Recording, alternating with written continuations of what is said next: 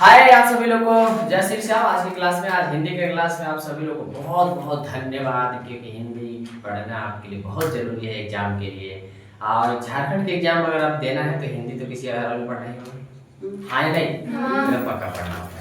तो आज हम क्लास में एकदम क्या बोलते हैं परमाणु बम लेके आए हुए हैं। ये एग्जाम में सबसे ज्यादा पूछा भी जाता है।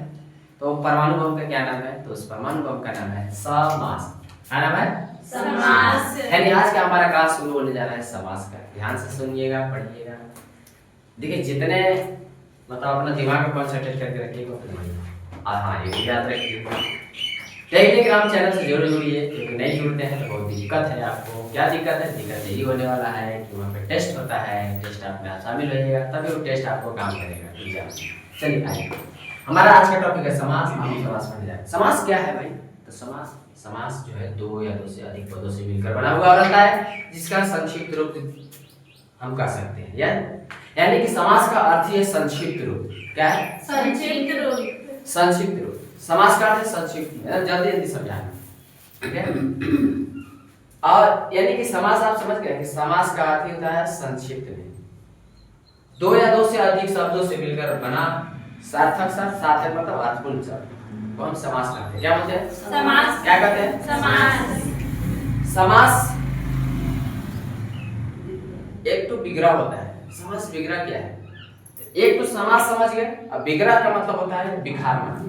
बिखरना मतलब अलग अलग यानी समस्त पदों को अलग अलग किए जाने के प्रक्रिया को क्या कहते हैं? समास। अब आप समझ गए होंगे, एगो समास विग्रह हो गया, एगो हो गया समास। तो विग्रह का मतलब है अलग अलग करना, यानी कि सभी पदों को क्या करना? अलग अलग करना। ये दोनों जब एक में मिल जाएगा, यानी अलग अलग पद एक में मिलेगा तो उसका क्या कहेंगे? समास। क्या कहेंगे? समास। मतलब तुमको बात समझ में आ गया? हाँ। कि विग्रह किसको करेंगे? अलग अलग रहेगा तो विग्रह, और क्या करना? साथ में रहेगा तो समास। समझ में आ रहा है? हाँ।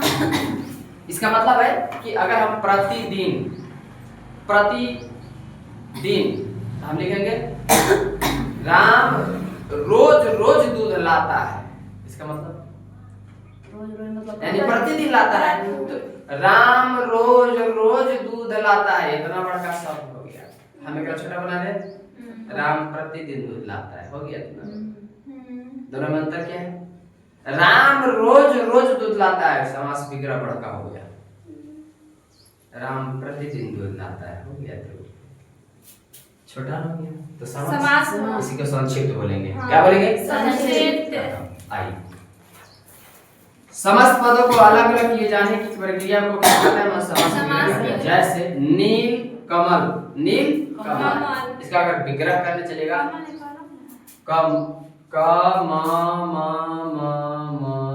नील कमल।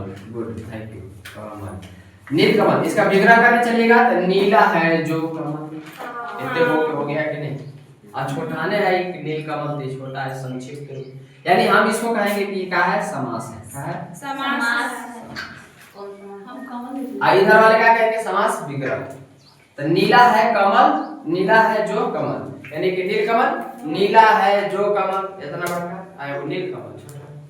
तो ये विग्रह हो गया, ये समास हो गया। दूसरा है चौराहा। चारों ओर का समूह। चारों ओर का मतलब चौराहा, चारों ओर जाने के लिए रास्ता, तो चौराहा कहेंगे उसको, ठीक है? एक शब्द, तो ये विग्रह हो गया। ये क्या हो गया? समास और विग्रह में अंतर समझ में आ गया? हाँ। समास किसको कहेंगे? जो समास किसको कहेंगे? जो एक साथ में होगा उसे समास कहेंगे। जो विग्रह होगा उसे समास विग्रह करेंगे। विग्रह होगा मतलब अलग अलग होगा। जो संक्षिप्त रूप रहेगा, जो छोटा रूप रहेगा उसका समास, बड़ा रूप रहेगा समास के दो पद होते हैं। समास में कितने पद होते हैं? दो पद। एक होता है पूर्व पद, एक होता है उत्तर पद। समास में कितने पद होते हैं? दो पद, एक पूर्व पद, एक उत्तर पद। जैसे राजपूत, यानी कि राज क्या है? पूर्व पद है। जैसे राजपुत्र लिखा जाता है, राज क्या है? पूर्व पद है, और पुत्र क्या है? उत्तर पद। समझ में आ रहा है? पूर्व मतलब पहले, उत्तर मतलब बाद में, है ना? राजपुत्र लिखा है तो राज जो है पूर्व पद हो गया, और पुत्र जो है उत्तर पद हो गया। बोलिए समझ में आया? हाँ। गुड, आइए नेक्स्ट है राजा का पुत्र, यह लिखल है, क्या लिखल है? राजा का पुत्र। यह विभक्ति चिन्ह है, यानी कि ये जो का जो एरो लगावल है, का के पास एरो लगावल है, राजा का पुत्र, तो राजपुत्र कहेंगे, राजा का पुत्र के का कहेंगे हम लोग? राजपुत्र कहेंगे। अब देखिए एकरा में का है, अब आकार गायब हो गया कि नहीं हो गया? तो आकार और का दोनों गायब हो गया, यानी कि दोनों का विभक्ति चिन्ह है। विभक्ति चिन्ह का मतलब होता है रेखा के अलगे बांट देना और पुष्पा के अलगे बांट देना। समझ में आया? हैं? अब कैसे होगा? तो रेखा पुष्पा एक ही में ठीक थे, तो लिखेंगे रेखा का पुष्पा, लीजिए दोनों अलग हो गए। आगे आए नहीं, दोनों को बांटने का काम क्या किया? का अलग, यही है विभक्ति। इसी को हम लोग क्या बोलते हैं? विभक्ति। राम का मोहन से, बताइए राम का मोहन से मतलब राम को मोहन की तरफ इशारा कर, यानी कि दोनों के बीच में बांट रहा है। राम मोहन एक ही है, राम मोहन एक मान लीजिए, और राम का मोहन से संबंध है, तो इसका मतलब राम का मोहन से संबंध हो गया, तो बीच में बांटने का काम का। समास के कितने भेद है? 6। कितने भेद है? समास के कितने भेद है? 6 भेद है। समझ में आ रहा है? तो 6 भेद यहाँ लिखा हुआ है। पहला है अव्ययी भाव समास, दूसरा है तत्पुरुष समास, कर्मधारय समास, द्विगुण समास, द्वंद्व समास, बहुव्रीहि समास। सब समास आपको बढ़िया पता होगा। अव्ययी भाव समास, तत्पुरुष समास, कर्मधारय, द्विगुण समास, द्वंद्व समास और बहुव्रीहि समास। समास के भेद की पहचान कैसे करेंगे? समास के 6 भेद जान गए, लेकिन अभी 6 को पहचान कैसे करेंगे कि कौन सा समास है? उसके पहचान के लिए सबसे ज्यादा देखिए जरूरी क्या है, समास के भेद पूछ सकता है कि कई होता है, आपको बता देना है। पहचान के लिए क्या मतलब यह है कि आप अव्ययी भाव समास है या नहीं, इसकी पहचान कैसे करेंगे, उसके लिए नीचे लिखा हुआ है। तो समास के भेद की पहचान करेंगे। अव्ययी भाव समास रहेगा तो उसका पूर्व पद क्या रहेगा? प्रधान रहेगा।